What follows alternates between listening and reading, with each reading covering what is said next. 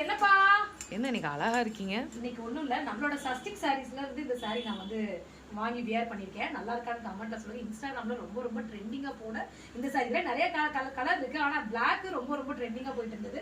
So இந்த sorry நல்லா இருக்கான்னு சொல்லுங்க. எனக்கு நல்லா இருக்கான்றத கமெண்ட்ல சொல்லுங்க. சரி, ஓகே. கீழே கொடுக்குற வாட்ஸ்அப் நம்பருக்கு வேணும் தேவைப்படுறவங்க உங்க ஆர்டர் பிளேஸ் பண்ணிக்கோங்க.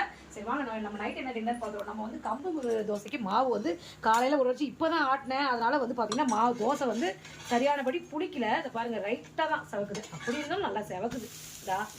செவன்னு வந்து ஃபர்ஸ்ட் தோசை கொஞ்சம் செவக்கல, நல்லா தான் வந்திருக்கு. இப்போ என்ன பண்ண போறேன்னா, காலையில செஞ்ச அந்த உருளைக்கிழங்கு இருக்கு இல்லையா, அந்த மசாலா இந்த மாதிரி வச்சு கொடுத்தா கல்பனாக்கு பிடிக்கும். மசால் தோசை மாதிரி இதை அப்படியே ஒரு நிமிஷம் அப்படியே இதை க்ளோஸ் பண்ணி நல்லா செவந்தா வந்திருக்கு. காலையில பாரு மாவு நல்லா அப்படியே பழன்னு தோசை வரும். இதை அப்படியே போட்டு தட்டில் எடுத்து வச்சு கொடுத்தா கல்பனா வந்து சாப்பிட்டுக்கிறியா? இட்லி பொடி வேணுமா?